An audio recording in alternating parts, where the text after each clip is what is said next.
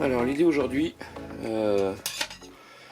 c'est d'installer une sonde Votronic, voilà, pour le niveau d'eau, parce que en fait, voilà, là ici là pour le moment, j'ai un système, voilà, avec la réserve d'eau là. Donc là ça me dit que j'ai que la moitié en eau, alors que si on va voir, voilà. L'eau, je suis pratiquement plat. Voilà. L'idée, c'est d'installer donc une sonde Votronic à la place des pions de niveau qui sont ici, parce que les pions de niveau qui sont là en fait d'origine sur ces camping-cars vous indiquent un niveau approximatif, c'est-à-dire que quand vous perdez le pion, le témoin de niveau de moitié, vous êtes juste en dessous. Bah, ça vous dit qu'il vous reste un quart alors que vous êtes juste en dessous de la moitié, donc vous pourriez prendre des douches et ainsi de suite. Enfin c'est un peu limite. Donc l'idée c'est d'installer une sonde. Donc ce que j'ai fait, voilà, j'ai percé, j'ai installé la sonde, je l'ai encore pas fixée, il faut la raccorder. Je vais la raccorder avec les anciens câbles ici parce que ce que je veux c'est que ça fonctionne. Alors, désolé pour le bordel, mais que ça fonctionne avec le vumètre d'origine qui est ici. Voilà, donc on va essayer de connecter tout ça et puis je vous montre ça au fur et à mesure de l'avancement. Allez, à plus.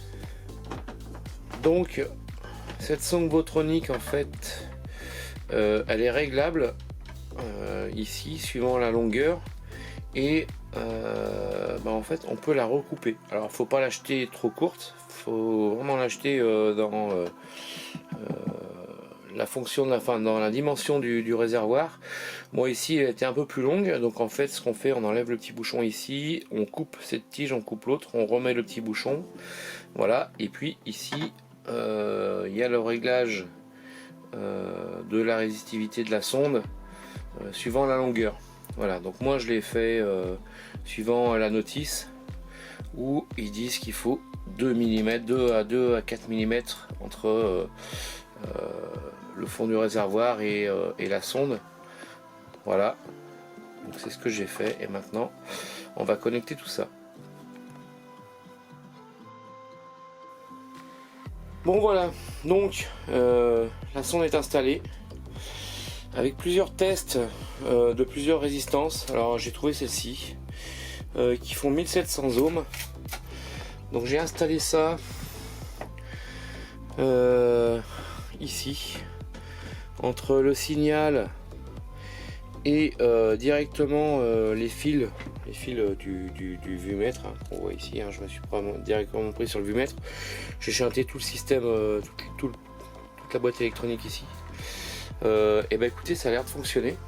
Donc je vais remonter tout ça, je vais faire des tests et puis je vais vous montrer, mais ça a laissé l'air concluant, donc je suis assez satisfait de moi. Voilà, c'est très progressif, donc voilà, j'aurai vraiment la vue réelle du niveau d'eau de mon réservoir. Là la sonde est carrément sortie. Quand on prend l'écran, on appuie, ben voilà, ça nous donne 0. On va mettre la sonde moitié, 3/4, 1/4, hein, comme on peut. Voilà, donc à l'écran, ben voilà, ça nous donne une moitié, ce qui est pas trop mal, hein. Voilà, et quand on met la sonde intégralement dans le réservoir, voilà, et ben ça nous donne le réservoir plein. Alors c'est pas mal. Moi j'ai essayé, je sais pas faire avec la vidéo, mais j'ai essayé en levant la sonde tout doucement et en la remettant. On voit vraiment l'aiguille qui monte jusqu'au plein et qui redescend et tout. C'est vraiment précis, ça c'est top. C'est exactement ce que je cherchais. Donc voilà. Opération réussie. Alors un peu de montage électrique à l'arrière. Voilà, il n'y a plus grand chose qui sert à rien sauf ce vumètre ici là qui ne sert plus. Le reste tout fonctionne. Je suis content parce que voilà, j'ai réussi à conserver le tableau électrique du véhicule à peu près tel qu'il est. Bon, j'ai mis des gommettes parce que moi l'allemand c'est pas mon truc. Mais voilà, je suis content parce que voilà, j'ai un tableau qui fonctionne. On va remonter ça là-haut. Voilà, ici, donc à part le petit vitron qui est là, mais qui est vraiment très pratique, et ben je conserve le tableau des années 80. Et ça, c'est super chouette. Et j'ai une fiabilité de niveau d'eau maintenant qui est impeccable. Donc voilà, le tableau est installé. Donc c'est super, tout fonctionne. Voilà, quand j'allume, et ben j'ai le réservoir d'eau qui est plein. Ici, c'est l'alimentation du 220 ondulé. Alors j'ai pas le témoin qui s'allume. J'avais prévu, mais en fait, vu qu'on dort juste à côté, hein, on est d'accord, hein, c'est un lit au-dessus du poste de conduite. C'est chiant les LED, franchement c'est chiant.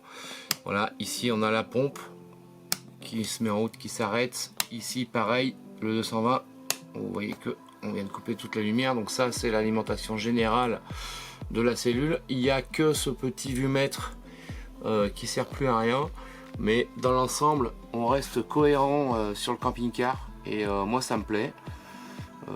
Voilà, c'est pas gênant, on n'a pas de voyant qui nous embête la nuit, et c'est génial. Bah écoutez, moi je vous dis à une prochaine vidéo. Salut à tous.